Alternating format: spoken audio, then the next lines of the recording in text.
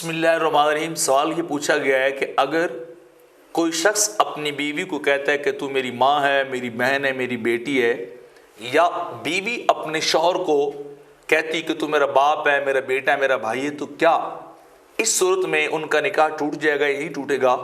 क्या हुक्म है शरीयत के अंदर? तो उसका जवाब ये है कि अगर मर्द जो है वो अपनी बीवी को कहता है कि तू मेरी माँ है, मेरी बहन है या मेरी बेटी है, तो इससे उनका निकाह नहीं टूटता, क्योंकि वो शख्स झूठ बोल रहा है।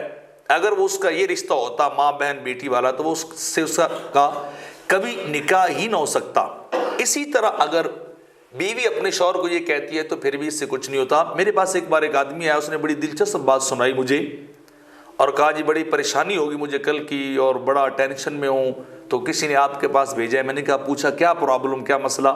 उसने कहा जी मैं घर में बैठा था तो मेरी बेगम आई, उसने बड़े प्यार से जैसे बेटे को प्यार करते हैं मेरे सर के ऊपर हाथ फेरा और कहा तू मेरे लिए मेरे बड़े बेटे की तरह, मेरा बड़ा बेटा उसकी तरह तू मेरे लिए है। उसने मुझे बेटा कह दिया और मैं कल का खाना नहीं खा सका। हमारा तो निकाह टूट गया, हमारा जो है वो निकाह ख़त्म हो गया और मेरे छोटे छोटे बच्चे भी हैं, ख़ानदान भी है, उम्र भी काफ़ी हो चुकी, तो ये क्या करे?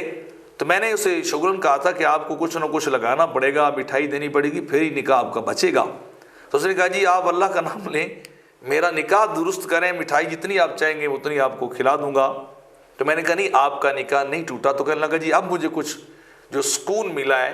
तो उसने कहा जी टूटा क्यों नहीं? मैंने ये कहा था कि आप उसके बेटे हैं ही नहीं, आप उसके हस्बैंड है, उसके मियाँ है, तो उसने गलत बात की है, झूठ बोला है, तो लिहाजा इस चीज़ का कोई एतबार नहीं है और निकाह अपनी जगह पे बाकी है।